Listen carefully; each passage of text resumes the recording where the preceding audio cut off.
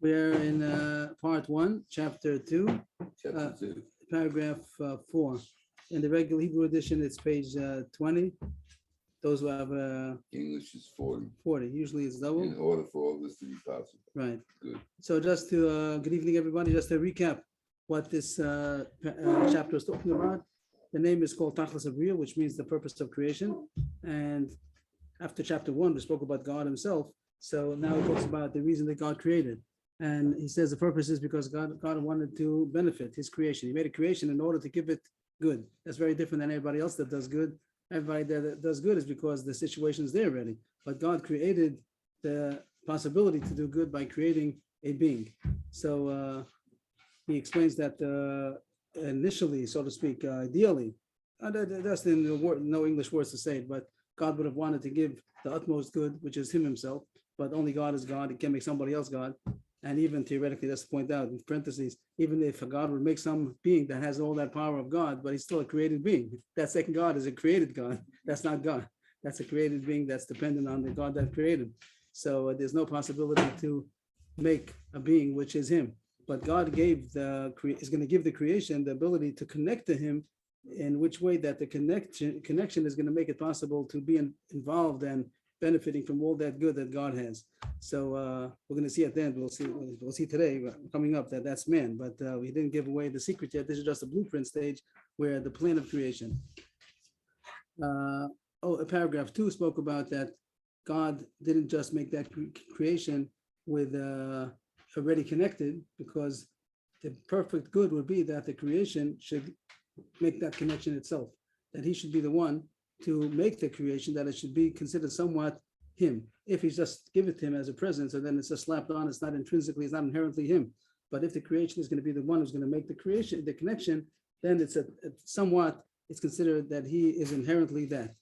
He says 2 points about that. One is that thereby it'll be similar to God in some way, that it'll at least called domeh, and it'll be called what we call compatible. That'll be some kind of a comparability, a similarity, which was compatibility to connect. And in paragraph 3, which we learned last week, was that's the actual way of how to get connected, because since any good, any perfection that exists is only a offshoot of God's perfection. So by the creation being able to hold on to those perfections, those created perfections, it's going to be holding on to some offshoot of God. So you're holding on to God in some way, and the more you connect and hold on, his word is achizah, to be connected, to seize those perfections. So you're holding on to God, and you're becoming more and more connected. And that's the way that Hashem made, that there should be perfections available for mankind to incorporate into himself, and thereby he's going to be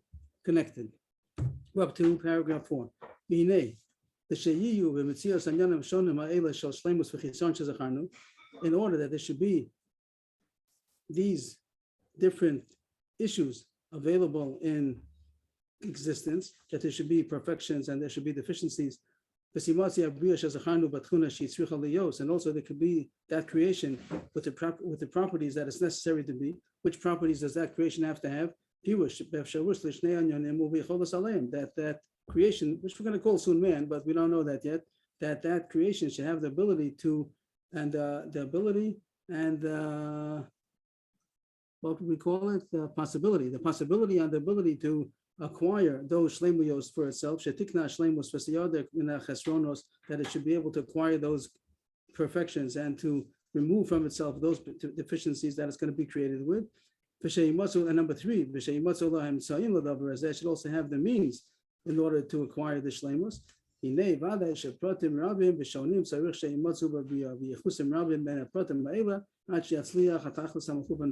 necessary to have many details, many and different details, particulars in the creation, and many interconnections, yichusim, relationships between the different details, in order that the purpose should be able to come to fruition. To say it in short, he says there are 3 things that he spoke about so far in the plan of creation. There has to be perfections and deficiencies that exist, and there has to be a creation which is able to acquire and incorporate those perfections and to remove those deficiencies from itself, and also the means that it should be able to acquire it or remove it. So there are many details that are necessary to be made in creation, not just that one creation that God wanted to make in order to give it that perfection, but it has to have a whole background, as he's going to say, in order to a stage that there should be for that creation to be able to do all this. You have to have perfections, you have to have deficiencies, you have to have the ability with which to acquire it or to remove it. So there have to be many, many creations that are going to be created, and also very many interrelationships between those creations. But now he gets to the point. Ulam, he's not going to disclose yet who's who. Ulam habriya asher esanted al linyan hagodal hazeh, hainu ladvekus bo yisbarach shemo k'mo shezacharnu, hikoris shebachol habriya. That creation which is poised, esanted al lashon of asid, that is poised for this great issue, which means to be connected to God. That is the main creation. It means even though he just finished saying that there are many creations that are necessary to be made in order that this should work, but there's only one ultimate goal. There's only one creation that's the purpose. The rest of it is only going to be the background, the environment, the stage that's necessary in order that this should work. But the purpose is only that one creation that's going to have the ability to acquire those perfections and to remove of itself those deficiencies. Anything else that's going to exist is only going to be helping in some way or in some aspect to the purpose. That it should be successful and available. Everything else is only going to be secondary to the primary creation, which is that creation which is going to be possibly connected to God. Now he's going to reveal who's who in the whole plan. This was so far the blueprint of what God made in creation, the plan of creation. Now he's going to say when God did make the creation, who's who? And the answer is going to be, who's that creation? That's going to be man. Paragraph 5. Mankind is that primary creation. That's the purpose of creation. And everything else that exists is only secondary and only a serving as a stage for that purpose. The purpose is only man. There's no other creation that was made as an end in itself. All the other creations only means for man to be able to get this perfection of connection to God. Any other creation, of course, God created everything, but all the other creations are not created as a purpose in themselves. They're just a means for man to be able to get his perfection. Both those that are lower than him, both those that are higher than him, which would mean we say it's simple.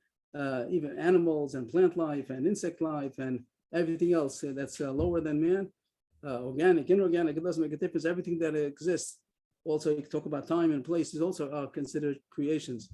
God made them. If not, they wouldn't exist. All of that was made only for man. And also the ones that are above him, you talk about angels or even above beings higher than angels, everything is just made for man. They're not a purpose in themselves.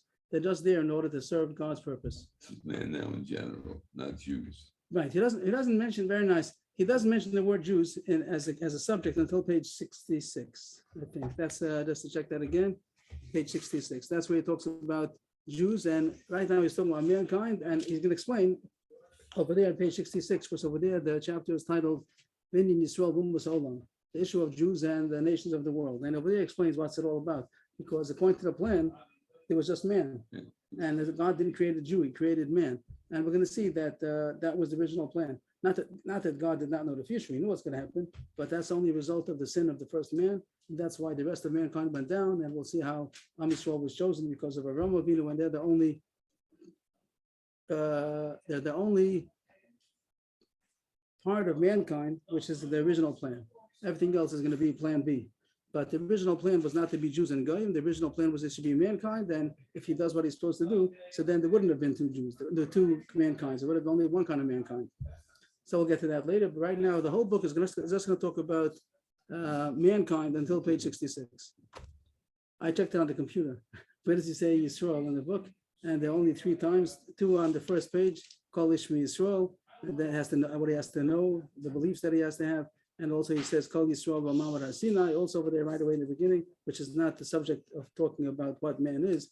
And then again, he says it one more time, also not in the subject of what the purpose of creation is. So that's a very good point, that at this point, he's just talking about mankind. He doesn't talk about a Jew or a guy, because there wasn't supposed to be a Jew and a guy, there was supposed to be a man.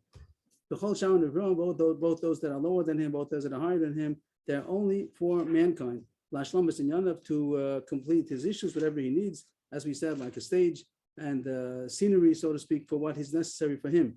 According to all the many and different aspects that are fitting to be in creation, as we'll explain later on as we proceed with the help of heaven.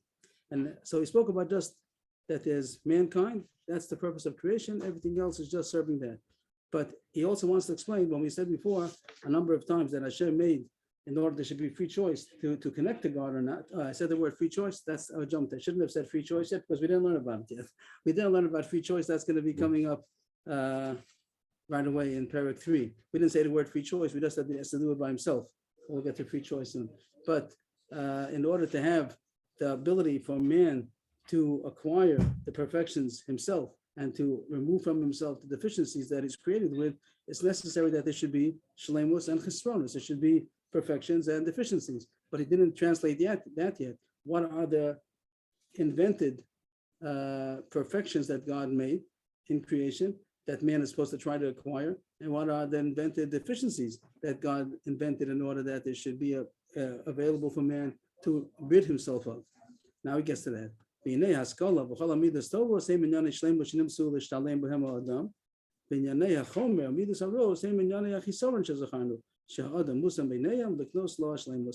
intellect and good character traits, those are the perfections that man that were veiled to man to be able to perfect himself with them.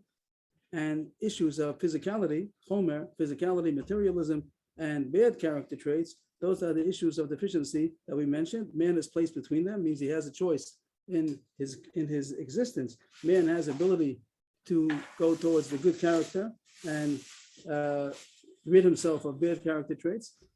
And the other issue is about haskalah against chomer, which would mean intellect against materialism. That's the good and bad. The good would be 2 points about good and 2 points about bad. He doesn't say the word good and bad. He uses the word shleimus and chisaron, perfection and deficiency. The perfections are intellect and good character traits, and the deficiencies are going to be materialism and bad character traits. That's the choice that man is placed into this environment, and now he has a choice. What does he want to incorporate into himself? What does he want to get rid of? And when he makes the right choices, he'll be connecting thereby to God, as he said that all shleimios are an emanation of God, from God, and therefore by holding on to them, he's in essence holding on to God, and that's how he gets closer and closer to God. And that was what I said, explained before. Just a little word, just in the footnote about haskalah. When we say intellect doesn't just mean anything that you use your mind for, because people, they use their mind for materialism. Like if we said that there's intellect against materialism, when people will say our regular mushal, if people use their intellect how to make a better pizza, so they just use their intellect again back into materialism again. They took that great koach of intellect and just made it a servant of materialism. So that's not called using intellect. Intellect means something which the intellect itself, the wisdom itself, is a shleimus. Now we're going to see later on that that's only knowing God. The intellect that he's supposed to be using his intellect for, what is he supposed to grasp? He's supposed to know God more and more. So there's God, going to know God on one side. On the other hand, there's going to be materialism, which means that we're put into a world of materialism, and that's the test. That's the testing ground, because the more a person is drawn towards materialism, that's covering up God. Of course, when a person looks at the materialism the right way, he could use the materialism to get closer to God. But that's changing it and using it for the right purpose. But materialism of itself is a machitza. It's like a partition between him and God. And that's the testing ground that Hashem put man into. Those are the deficiencies. Man is born very materialistic. Materialistic doesn't only mean the way we use the word, that it means he's running after money, he's running after glory. All the glory is also, glory seeking might be considered a bad midah also. But the issue of materialism of itself, we don't mean to say dafka when he's indulging. Anything materialistic means even bread and water, even not because pizza, even bread and water is also considered materialistic. Not that it's a bad thing, but it's blocking God. Of course, a person could use the bread and water in order to get close to God. Maybe he'll even use pizza also to get close to God. We'll get there. What's but the shleimus? Shleimus means perfections. Perfection. With God. Perfections. In your Good. relationship with God. perfection means that's going to be the closeness to God is going to be the result of incorporating perfections. But he says, what are the perfections that God made? These are created concepts that God made. Just to give some, we'll talk some Shalom also some examples about when it talks about midos, tobos, midos, ros. We'll see that in a second. I'll bring down reference that he talks about it. But I wanted to explain that the word haskala, when we talk about intellect, we don't mean any kind of use of your mind, which the Ramchal brings down that, or the Rambam and Maran Nebuchim brings down that the philosophers, Aristotle and his group of philosophers, so they talked about the fact that you use your mind, that's already the good. The good is what is man more than an animal? That he has intellect. So they would say anything learning the sciences, any kind of intellect that's already called perfection of man. But the Ramchal says that's not enough. It has to be knowing God. And the way and these midos tovos that Hashem made in order to be able to make a man get closer to God. So that's why the Mesil Shom starts off that Vinay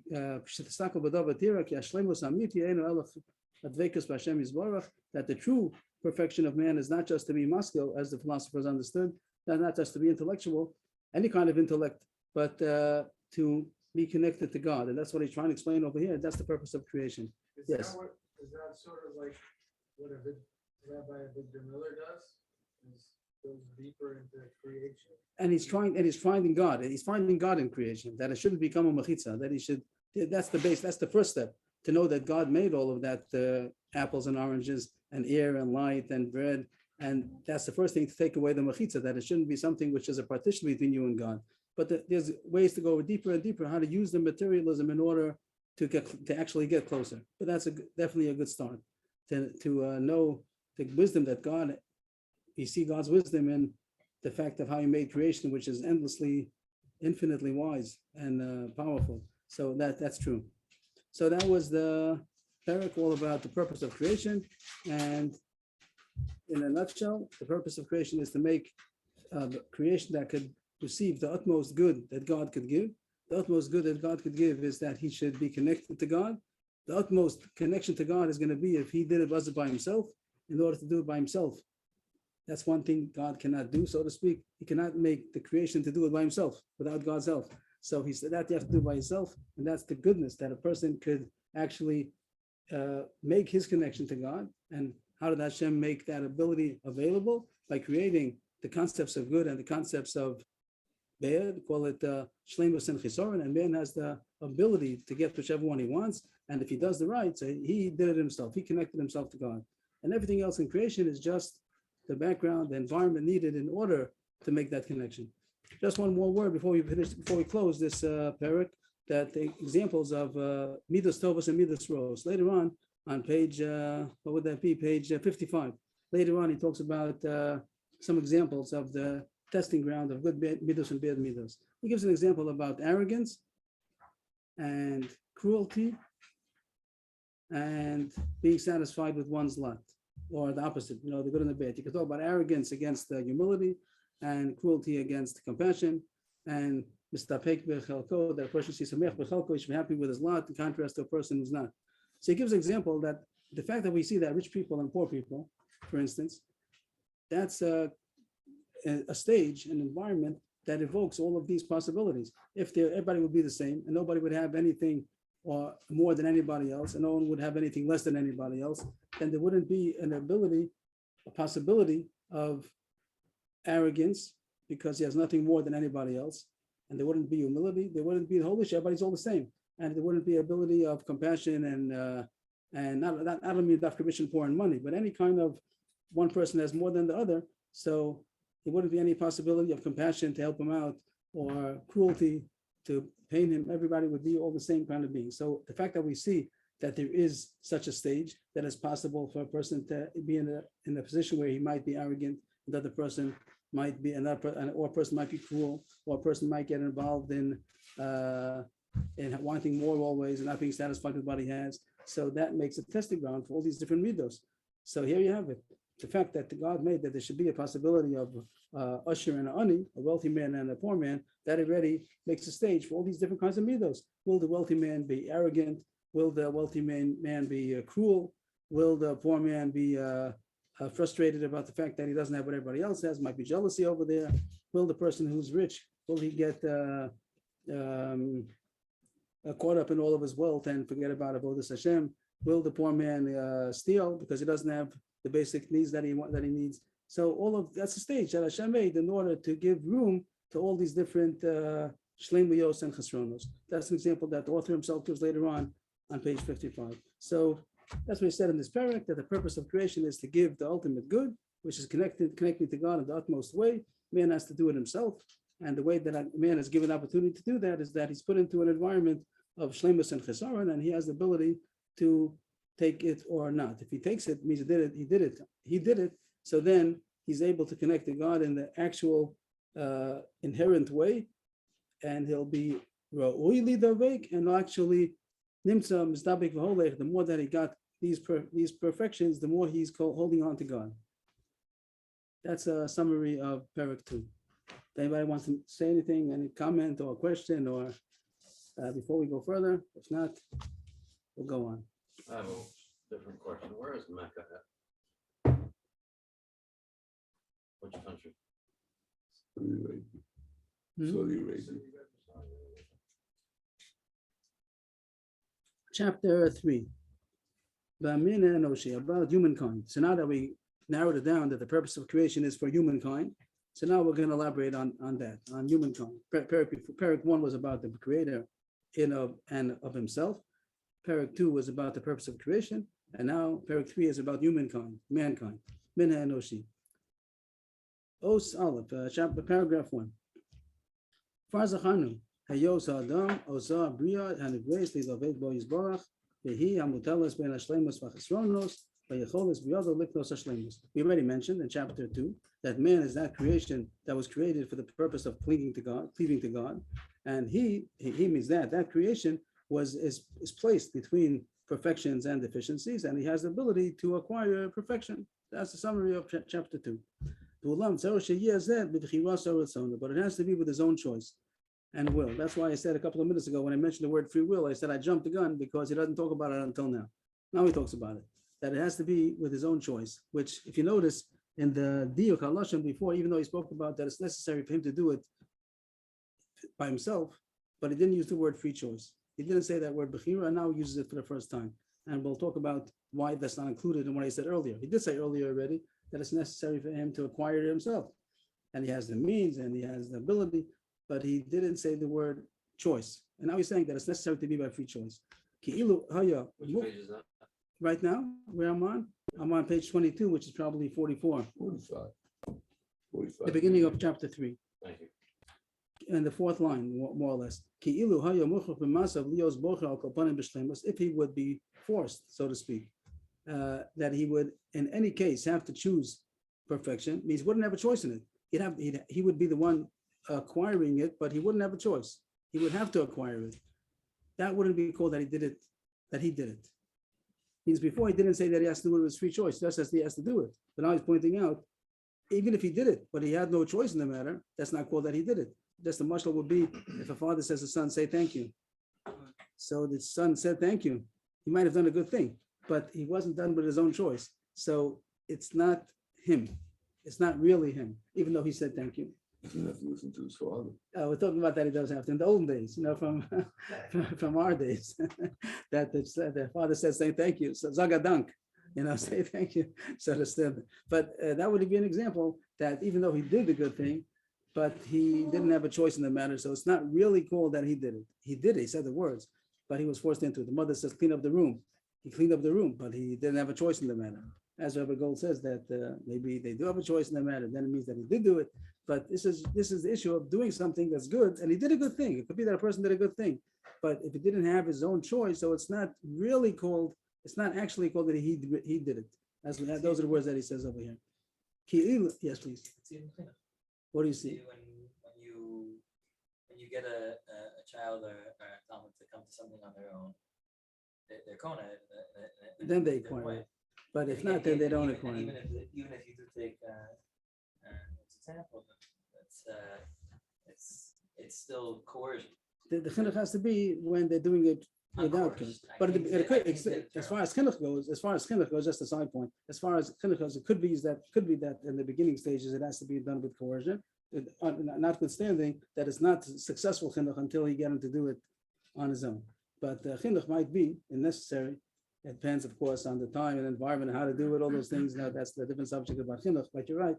But the actual success of chinuch is when he does it on his own.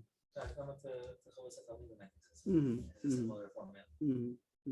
So here he says that it's necessary that it should be put to his choice and will. If he would be forced to choose the perfection, it wouldn't be that he's called the owner, so to speak, of his perfection. It means it's not his. The whole purpose was that it should be his, but it's not his if he had to do it. Because he's not its owner. Because he was forced by an outside force to acquire it. And the one who forced him, the one who acquired it to him, he's the one who's the owner of that shlemus. Means in the case where he said the father says to the son, say thank you. So the father said thank you. It's not the son who said it's the one who forced. So if there'd be an outside force that's causing the man to make the right choice, so he didn't make the choice, so it's not called that he actually did it. But and the supreme means Hashem's purpose, which was that man should acquire it by himself, to incorporate, to integrate it into himself, that it should be his. It wouldn't have been accomplished, because it's only accomplished if he did it. And even though he did a good thing, just to point out, when a person does a good thing, he did a good thing. And even if it wasn't his choice, he did the good thing, but it wouldn't be called that he did it. It wouldn't be attributed to his own doing. Therefore, it was necessary to leave the issue to his own choice, which means it has to be that he has an equal inclination to both sides, and he's not forced to one of those sides. So man, after we said that there are invented, Hashem made in creation, that there should be concepts of perfection and deficiency. The example we gave would, let's say, be compassion and cruelty, or arrogance and humility. But it still has to be that he has an equal inclination to both sides, not that he is forced by his inclination to only choose one. And he has to have the ability, the choice of free will, the power of choice, the power of choice, in order to choose knowingly and willingly whichever one he decides. So he also has to have the ability to acquire whichever one he wants, which was said already in the previous paragraph. That part did say he has to have the ability to, but now it says he also has to have the free choice. He has to have an inclination, equal inclination to either side. And therefore, because of this added ingredient of free choice necessary, therefore man was created with a good inclination and with a bad inclination. The word yetzer means thought or inclination. That's the translation of the word. There's a pasuk in the Torah, Yetzer le'badam ram and urav. The word yetzer machshavos libo. What? Urge, right. There's two urges. The person has two urges. Sometimes people think that they're split personality, that they have an urge for the good, have an urge for bad. So he gets complicated, he gets confused. What am I? What is my real? And he starts thinking, maybe I'm like a split personality thing. What is it? Who am I? So the answer is yes, you're a split personality because you have two urges. God made man for an urge for good and an urge for bad. He doesn't say the word good and bad. He says, he does say, okay. Before I spoke about Shleimus and Chisar, now he says he has a good inclination and he has a bad inclination. The good inclination is going towards the perfection, and the bad inclination is going towards physicality and bad midos, and he has the choice. And he has the choice to tilt himself to the side that he desires, that he wants. He has a choice. He has ability to make a choice. So far, he said he doesn't talk about a person being. If that's good, if anybody has any question on that so far, or some comment about the first paragraph, he just added on that it's necessary to have free choice, which he didn't use those words in the previous chapter, even though he said that man has to do it himself, but he didn't make that nuance. Thank you. That it also has to be his free choice. Now he has that on, that even if he do it himself, but it wouldn't be out of his free choice, so then it wouldn't be called that he did it. If you only have a good inclination, so then like you say, Yashikoyach, he did it, but he had no real choice, so that wouldn't be called that he did anything. It wouldn't be called that he did it, or that's the way to say it. He did something, but he didn't do it. But in order to make that he did it, which is the true Baal HaTov, who he should become the owner of his goodness, So it has to be that he did it out of free will. In order to have free will, he has to have an equal inclination to both sides. That was the chiddush she said in this paragraph. Is exactly like 50-50? So I think that in the beginning of creation it was 50-50. It could be that nowadays, after man has tilted the scale one way, so he himself brought on the inclination to the bit, so it makes it harder for him, which he's going to talk about later. I don't think we're going to get so far today, but he does talk about it, that once man chose bid, so then he inclined himself towards the bid, so then he has to, it's like you went the wrong direction. You're supposed to go north and you went south, so you have to make it up, so it becomes a bit harder. Both, and here he's going to, later on he's talking about both in the quantity and the quality, it becomes harder. But initially, when God made man, he made him with an equal inclination to both sides. Yes, please. Like the rabbi mentioned earlier about we have the intellect and the good traits. We have the power. And right, and materialism and the bad, right. So I guess that's what the importance of the intellect, of studying the study of Torah, so we know what the good traits are, and then that would pull us toward Right. the closeness to Hashem. Right. Now, when we neglect the Torah, we kind of more inclined to the material. So the material itself creates in us the urge to be pulled towards that side. Toward Right. the efficient side. Yes, right. So, I would think so. That the wherever Torah, we put ourselves, that's where we're gonna get the power to be right. pulled. And that itself is already a choice. The fact that a person is going to turn to learn Torah, that was his decision. Yes. That's also part of his decision-making process. He decided to go towards that direction. And the more he does it, it's going to get more powerful on that side. So far he spoke about man having two inclinations.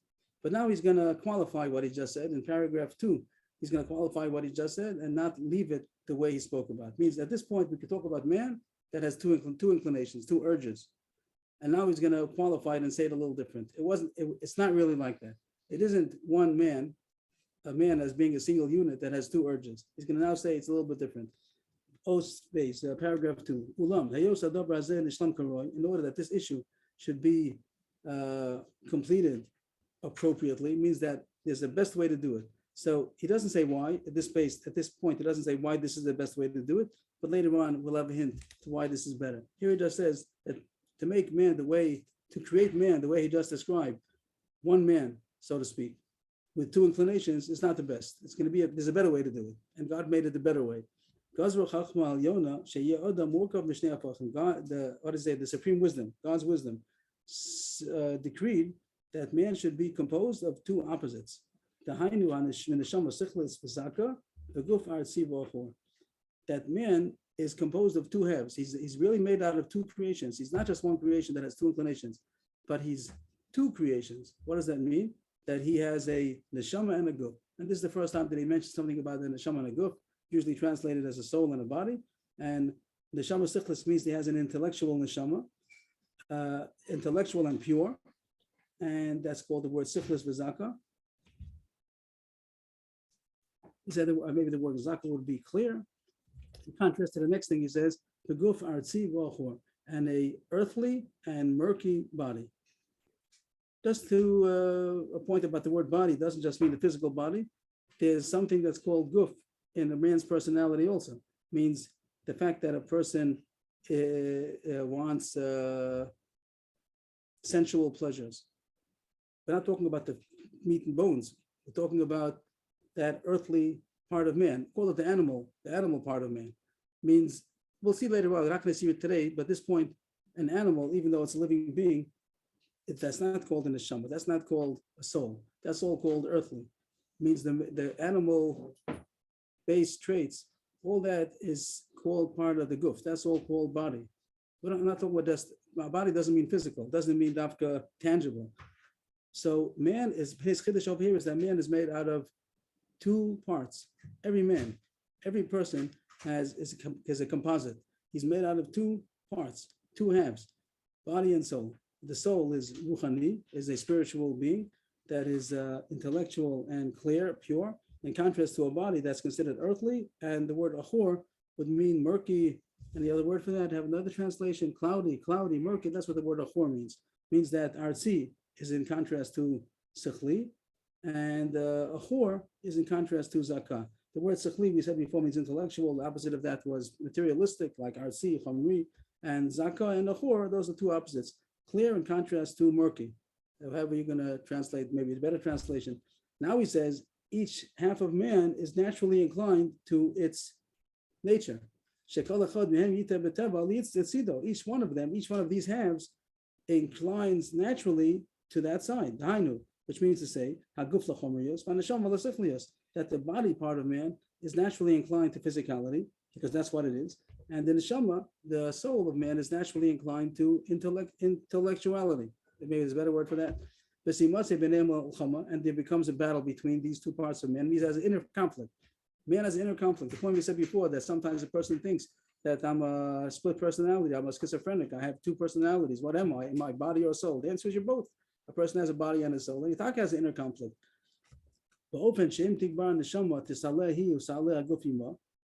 In a way, they're both warring with each other in a way that if the neshama becomes the powerful one, it overpowers the guf. So then it's able to be elevated, and it elevates the body together with it. That's a chiddush, he says, that not only does it win, but it brings up the guf. It also transforms the guf also to become more pure. And that person who succeeded in overpowering his physicality with his intellectual and the good midos that overpower the bad midos, so then that becomes the man who is destined for the good. That he became perfected with that destined perfection. But if man allows that the physicality should overpower him, then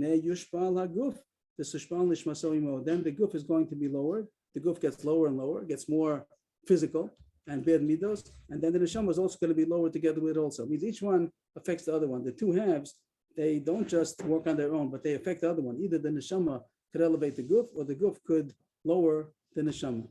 The year also other ability was that man who's the body and soul, who the body overpowered the soul, so that man is not going to be fit for perfection, and it's going to be pushed away, which means he's not going to be able to connect to God, which is the purpose of creation.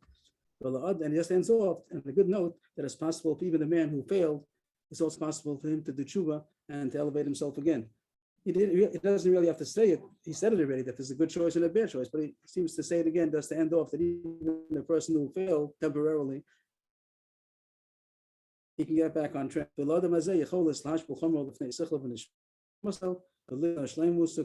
able to lower his physicality for his intellect and to acquire him, because as we mentioned, L'chori means that even if he went down, he can go up again.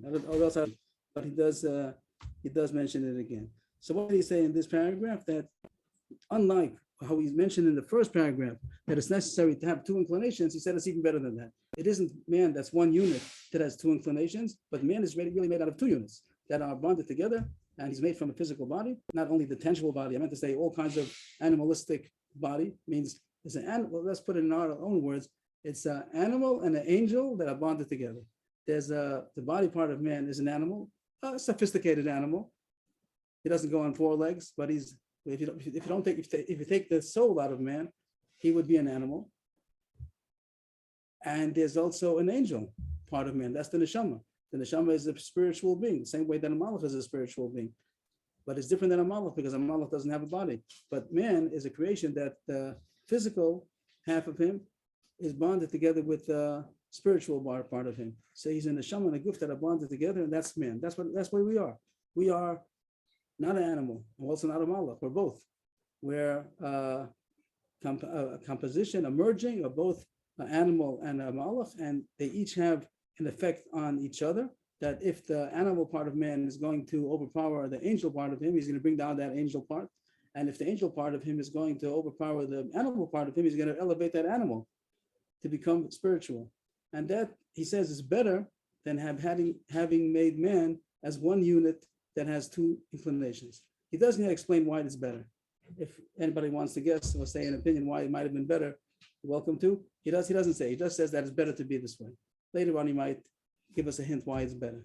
But that we're making the animal part an angel. If we do things right, let's change. No. Yeah, he's going to say something like that. That there's a benefit in man being able to accomplish that. That he's elevating the animal part of him. He's going to say something like that a while later, about 2 pages from now. But if that's good, that's what he said. That's what he said in this paragraph. Any comments? It's also interesting because Yotzemi said that if you had two inclinations, then you're basically saying I have one thing that's imperfect. I have one thing that's being drawn into that has being pulled by horses in both directions. The moment you separated man into two systems, a soul and an animalistic body, you basically said he does have perfection inside of him. He has a part of him is perfect, but part of him is bad. Part of him is animal. In other words, it's You want to make that the neshama part at least should be able to be a perfect being, unlike one unit that would have had two inclinations, so there would have been all imperfection. there's a hakir that people like to say by Shnai Mochs and Metalis, whether each person has 50% of the entire thing or you have 100% of 50. So what it sounds like we're saying we have 100% of 50. We have Meaning 100%. 50% of us is 100% perfect. Mhm. 50% of us is 100% Mhm. materialistic, Mhm. and the two create a tension, as opposed to saying that we're one system That has. that's complex. Okay, good. But later on, he doesn't say here why. Let's point out, he doesn't say here why it's better. He just said that this is Nishlam Karoy. Like he opens up this paragraph for Yosef Dover as a Nishlam Karoy in order that this issue should be, how would you say, perfected as is appropriate. Anybody have a translation on that first sentence? Yosef Dover as a Nishlam Karoy. The beginning of paragraph 2, how does he start off? Hello? Hello? In order that Hello? God's will be achieved, the highest wisdom that could mention. Hello? Okay, so a little, not literal, but that in order that this issue should be perfected as is appropriate. So he says this is a better, and we have some speculation why it might be better. Later on, we might get some more hints. So man is composed of a neshama and Hello? guf, a soul and a body. And he says the purpose is in order to have free will. Could have been free will in a different way. It could have been made one unit with two inclinations. Rather, God made it two halves. A person is comprised of a neshama and a guf. Okay, just to point out that some people don't use this terminology. Sometimes people say that I'm really a neshama, and my guf is only like a clothing. People use that terminology sometimes. It's not really me. I'm really neshama. Or some people say that I'm really the guf, but I have a neshama or something. But he says not like that. He says that a person is a composite. He is man. What is man? Man is half and half. He has a body and a soul. He's both. Maybe you could, I'm not familiar, but maybe you could say it depends where you're holding. A person on a higher level, mostly neshama. but I think that Person- even if you talk mostly, but it wouldn't be considered not him, but it wouldn't be considered clothing. It wouldn't be considered that it's something out. It's him, man, himself, his body and soul. That's a difference than saying, you could say that his neshama becomes more powerful. So then he's going to be not 50-50, it's going to be 80-20, 90-10, but it's still It's still a him. combination. It's still a combination of him, not that one is only a clothing. That man is only soul, and then he has a clothing. That's only like, that's not the way to look at man. That's not to look at the way as the body part or the soul part. Man, what is man? Man, then S is essentially body and soul, both of them. I think it's a very big yesod, a very big to know that. What's that? It's integral to his identity. Otherwise, Right, right. That is him. That is him. Right now, I'm talking to you. So body and soul, talking to body and soul. Each man, that's what he is. Just a point. So who's making the decision then? If a person would be made 50-50 and there's a body and the soul that having an internal conflict, so who's the decision maker? So I think that then we'll first talk about there's something called the ruach. There's some part of man, some ingredient in man that's going to be called the decision maker, and he has the ability to make the decision. But still, there's going to be a guf and a neshama. Maybe there's a ruach in between, and there's a chiddush that a person can make free choice. And Hashem is giving him the ability to make. Hashem is not forcing him. He has the ability to make that choice. Okay, it would be a pleasure to continue, but time is up. Okay, we don't have a million, but there should be. Okay, Yashikar, everybody. Thank you so much, and we continue next week. Yashikar. Thank you. Thank you, Rabbi. Have a good night. Have a good night, everyone. You too. Thank you so much.